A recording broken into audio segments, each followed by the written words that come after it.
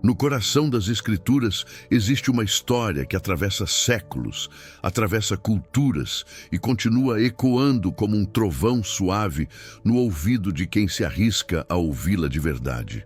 Uma história que fala sobre fuga e chamado, sobre desespero e esperança, sobre morte e renascimento. Essa é a história de Jonas, o profeta que tentou escapar do próprio Deus e acabou sendo engolido por um peixe gigante.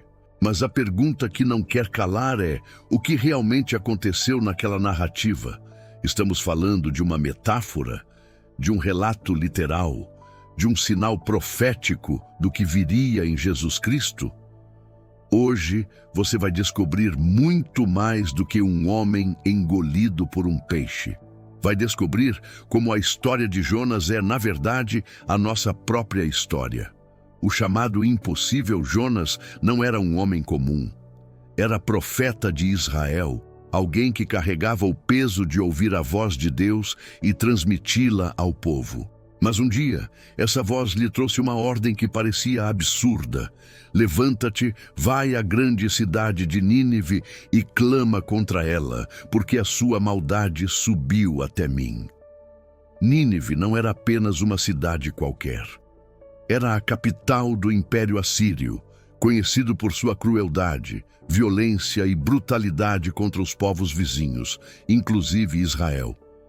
Pedir a Jonas que pregasse ali era como pedir a um soldado ferido que fosse abraçar seu inimigo.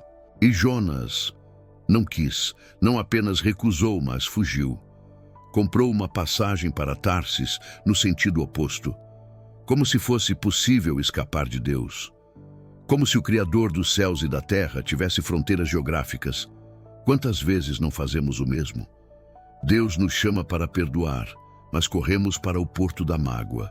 Ele nos chama para servir, mas embarcamos rumo ao egoísmo. Fugimos, como Jonas fugiu. Jonas embarcou no navio e, cansado, deitou-se para dormir. Mas o mar não dorme quando Deus está chamando. De repente, os ventos rugiram, o céu escureceu. As ondas batiam contra o casco como se fossem mãos colossais querendo despedaçá-lo.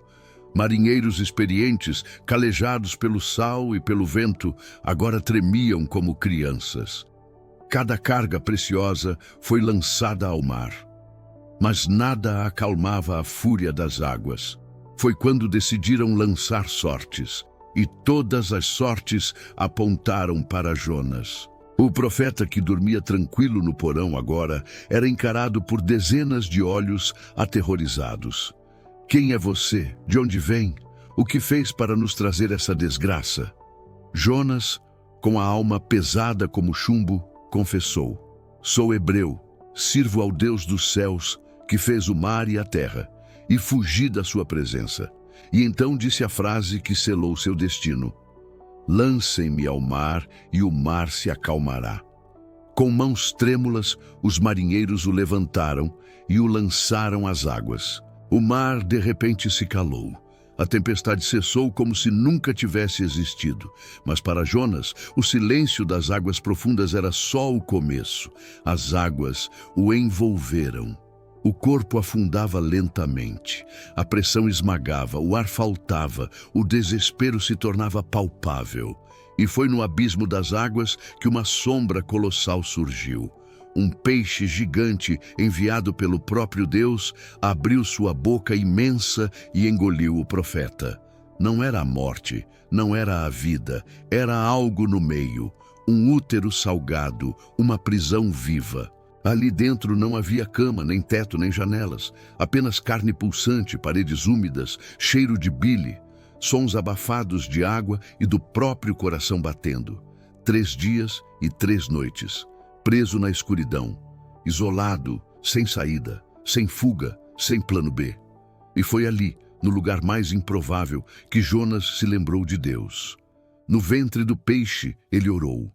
Não uma oração ensaiada, mas um clamor que nascia das entranhas, das profundezas do Sheol. Clamei, e tu ouviste a minha voz. Aquele útero marinho não era o fim, mas o início de algo novo. Ali o velho Jonas estava sendo digerido e um novo homem estava sendo gerado. Quantas vezes Deus nos coloca em ventres de peixe, lugares escuros, de silêncio, de aperto, não para nos destruir, mas para nos recriar. Talvez o seu peixe tenha nome de doença, de crise, de dor, de perda. Mas lembre-se, o ventre do caos pode ser também o ventre do renascimento. Ao terceiro dia, o peixe começou a se agitar, como se as paredes vivas que o seguravam já não pudessem contê-lo. E então, num jorro repentino, Jonas foi vomitado na praia. Caiu sobre a areia molhada, coberto de algas, água salgada escorrendo pelo corpo, os olhos ardendo pela escuridão prolongada. Mas ali, naquela praia qualquer, não estava mais o mesmo homem. O Jonas que saiu do ventre era diferente do que havia entrado. Seus olhos tinham visto o fundo do mar. Seu coração tinha tocado o limite da desesperança. E sua alma tinha encontrado o Deus que salva até nas profundezas. Agora não havia mais fuga, havia missão. Nínive, a cidade impossível. E a voz de Deus veio outra vez. Levanta-te, vai a Nínive e anuncia o que eu te ordenei. Jonas foi. Caminhou pelas ruas daquela metrópole colossal. Nínive era cercada por muros altos, cheios de guardas. Pelas ruas corria o comércio, a idolatria, a violência. Era uma cidade que parecia zombar da santidade. Jonas levantou a voz. Ainda 40 dias e Nínive será destruída. Palavras simples, mas quando Deus está por trás, até a frase mais curta é como trovão. Queria ver fogo do céu. Queria ver os inimigos sofrendo. Mas Deus deu misericórdia. Então, Jonas saiu da cidade e sentou-se sob o sol escaldante, esperando para ver o que aconteceria. Foi aí que Deus lhe deu uma lição visual. Fez crescer uma planta que lhe deu sombra. Jonas se alegrou. No dia seguinte, um verme destruiu a planta. O sol queimou, o vento soprou e Jonas pediu a morte. E Deus falou: você tem pena de uma planta que não plantou nem cuidou. E eu não teria compaixão de Nínive, com mais de 120.000 pessoas que não sabem discernir entre a mão direita e a esquerda? Silêncio. A história termina aqui, sem resposta. O livro fecha sem dizer o que Jonas respondeu, porque talvez a resposta não seja de Jonas. A resposta é nossa. A história de Jonas não é apenas sobre um profeta e um peixe. É sobre Deus e o homem, sobre fuga e chamado, sobre misericórdia e justiça. Jonas fugiu de Nínive, mas Deus não fugiu de Jonas. Jonas desceu ao fundo do mar, mas Deus o levantou de volta à praia. Jonas queria condenação, mas Deus ofereceu compaixão. E nós? Quantas vezes não somos Jonas? Fugimos do que Deus pede. Queremos ver os outros pagando enquanto esquecemos que fomos poupados. Julgamos, mas não queremos ser julgados. O ventre do peixe nos lembra que Deus é especialista em segundas chances. Que mesmo quando fugimos, Ele nos encontra. Que mesmo quando nos afogamos, Ele nos resgata. E Nínive nos lembra que ninguém está além do alcance da graça. Nem o pior inimigo, nem a cidade mais corrupta, nem a vida mais arruinada. O livro de Jonas termina sem um amém, porque o amém cabe a nós. Talvez você esteja dentro de um peixe agora, preso em ansiedade, medo, dívidas, crises. A escuridão é sufocante e você não vê saída.